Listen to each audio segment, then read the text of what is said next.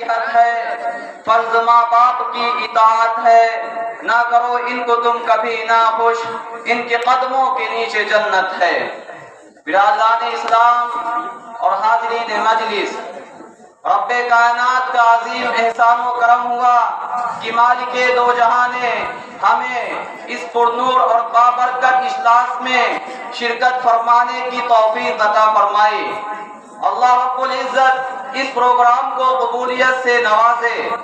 اس متبرک اور بارونق محفل میں آپ حضرات کے سامنے حقوق والدین پر خطاب کروں گا۔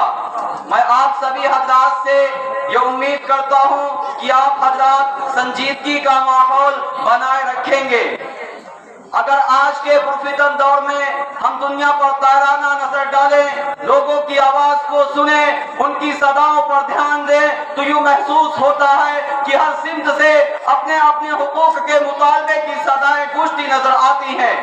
ہر سمت ظلم و زیادتی کا دورہ ہے، ہر ایک دوسرے کے حق کو مارتا ہوا نظر آتا ہے، ہر ایک کو دوسرے سے شکایت ہے، رعایا کو حاکم اور بادشاہ سے شکایت ہے، نوکر اور غلام کو آقا سے شکایت ہے، آقا اور مالک کو غلام سے شکایت ہے، والدین کو اولاد سے شکایت ہے۔ کوئی پڑوسی کا حق ادا کرنے کے لیے تیار نہیں، اولاد والدین کے حق ادا کرنے کے لیے تیار نہیں۔ والدین پر ظلم و زیادتی کے پہاڑ توڑے جا رہے ہیں، ان کی عزت و احترام کو پامال کیا جا رہا ہے، ان کے ساتھ گھناؤنی اور ناپاک حرکتیں کی جا رہی ہیں۔ ہم اس ماں پر ظلم و زیادتی کی برسات کرتے ہیں جس ماں نے 9 ماہ تک اپنے پیٹ میں رکھا، جس ماں نے 2.5 سال تک دودھ پلایا، جس ماں نے بچے کی خاطر تکلیفیں برداشت کی، جس ماں نے بچوں کی پریشانی کو اپنی پریشانی سمجھا۔ مجھے بتاؤ تو صحیح، کیا والدین کا حق یہی ہے کہ ان پر ظلم و زیادتی کے پہاڑ توڑے جائیں، ان کی عزت و احترام کو پامال کیا جائے، ان کے ساتھ گھناؤنی اور ناپاک حرکتیں کی جائیں؟ ہرگز نہیں، ہرگز نہیں، یہ والدین کا حق نہیں۔ اگر کوئی اولاد اپنے والدین پر ظلم و زیادتی کرتا ہے، ان کے ساتھ گھناؤنی اور ناپاک حرکتیں کرتا ہے اور ان کے ساتھ برا سلوک کرتا ہے تو اپنا ٹھکانہ جہنم میں بنا لے۔ میں اپنی طرف سے نہیں کہتا بلکہ حدیث پاک میں موجود ہے، حضرت امامہ رضی اللہ عنہ سے مروی ہے کہ شہنشاہ بطحہ، تاجدار مدینہ، محبوب کبریا، جناب محمد رسول اللہ صلی اللہ علیہ وسلم سے ایک شخص نے عرض کیا، یا رسول اللہ صلی اللہ علیہ وسلم، ما حق الوالدین، والدین کا حق کیا ہے؟ سنو میرے محبوب کا جواب تو سنو، میرے آقا کا جواب تو سنو۔ وہ ارشاد فرماتے ہیں، وما جنتک و نارک، وہی تمہاری جنت اور وہی تمہاری دوزخ ہے۔ میرے محترم بزرگوں اور دوستوں، کیا مطلب ہے؟ مطلب یہ ہے کہ اگر تم والدین کی اطاعت کرو گے، ان کی فرما برداری کرو گے، ان کے ساتھ اچھا سلوک کرو گے تو تم جنت کے حقدار بن جاؤ گے، اور اگر تم ان کی نافرمانی کرو گے، ان کی عزت و احترام کو پامال کرو گے، ان کے ساتھ گھناؤنی حرکتیں کرو گے تو تم جہنم میں چلے جاؤ گے۔ میرے محترم بزرگوں اور دوستوں، میں نے آپ حضرات کے سامنے ابھی اس خطبے میں سورہ بنی اسرائیل کی جو آیت تلاوت کی تھی اس کا ترجمہ یہ ہے، وَقَضَى رَبُّكَ أَلَّا تَعْبُدُوا إِلَّا إِيَّاهُ وَبِالْوَالِدَيْنِ إِحْسَانًا، اور حکم دیا ہے آپ کے رب نے کہ تم اللہ کے سوا کسی کی عبادت نہ کرو، وَبِالْوَالِدَيْنِ إِحْسَانًا، اور والدین کے ساتھ اچھا سلوک کرو۔ اسی پر اکتفا نہیں کیا، آگے فرمایا، إِمَّا يَبْلُغَنَّ عِندَكَ الْكِبَرَ أَحَدُهُمَا أَوْ كِلَاهُمَا فَلَا تَقُل لَّهُمَا أُفٍّ وَلَا تَنْهَرْهُمَا وَقُل لَّهُمَا قَوْلًا كَرِيمًا، کہ اگر تمہارے سامنے تمہارے ماں باپ میں سے کوئی ایک یا دونوں بڑھاپے کی عمر کو پہنچ جائے تو تم ان کو بھی نہ کہنا اور تم ان کو نہ چھڑکنا اور تم ان سے خوب عزت و احترام سے گفتگو کرنا۔ آگے فرمایا، وَاخْفِضْ لَهُمَا جَنَاحَ الذُّلِّ مِنَ الرَّحْمَةِ وَقُلْ رَبِّ ارْحَمْهُمَا كَمَا رَبَّيَانِي صَغِيرًا، اور تم ان کے آگے عاجزی کا بازو جھکا دو اور کہو کہ اے ہمارے رب، ان دونوں پر رحم فرما جیسا کہ انہوں نے مجھے بچپنے میں پالا ہے۔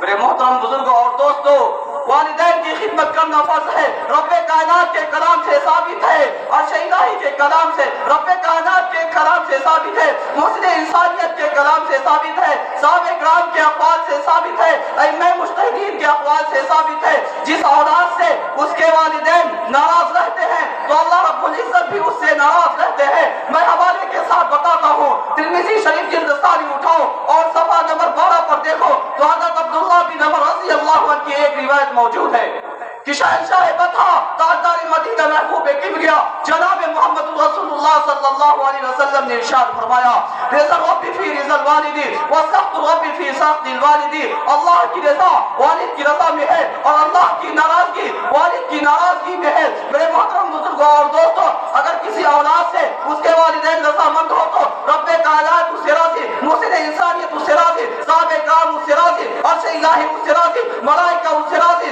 جنت و حور اس سے راضی، انسان و جن اس سے راضی۔ اور اگر گستاخی اور نافرمانی کرنے والا ہو تو خدا کی بھی اس پر لعنت، رسول کی بھی اس پر لعنت، صحابہ کرام کی بھی اس پر لعنت، ملائکہ کی بھی اس پر لعنت۔ میرے محترم بزرگوں اور دوستوں، ایک مرتبہ حضور صلی اللہ علیہ وسلم نے ارشاد فرمایا کہ اگر کوئی نیک اور صالح اولاد اپنے والدین کی طرف محبت بھری نگاہ سے ایک مرتبہ دیکھ لے تو اللہ رب العزت اسے ایک مقبول حج کا ثواب عطا فرمائیں گے۔ صحابہ اکرام رضوان اللہ علیہم اجمعین نے عرض کیا، یا رسول اللہ صلی اللہ علیہ وسلم، اگر کوئی نیک اور صالح اولاد اپنے والدین کی طرف محبت بھری نگاہ سے دن بھر میں 100 مرتبہ دیکھے تو کیا اللہ رب العزت اسے 100 مقبول حج کا ثواب عطا فرمائیں گے؟ تو آپ صلی اللہ علیہ وسلم نے ارشاد فرمایا، نعم اللہ اکبر واقعبو، ہاں اللہ کی عطا اور بخشش تمہارے تصورات سے بڑھ کر ہے۔ میرے محترم بزرگوں اور دوستوں، غور کرنے کا مقام ہے کہ صرف والدین کو محبت بھری نگاہ سے دیکھنے کا کتنا بڑا ثواب ہے۔ لہٰذا وہ لوگ جو والدین کی خدمت کیا کرتے ہیں، ان کی اطاعت کیا کرتے ہیں، ان کی فرما برداری کیا کرتے ہیں اور ان کے اعلیٰ مراد کا خیال رکھتے ہیں، وہ اللہ رب العزت کے نزدیک کتنے بلند مقام کے مستحق ہیں کہ ہم تصور بھی نہیں کر سکتے۔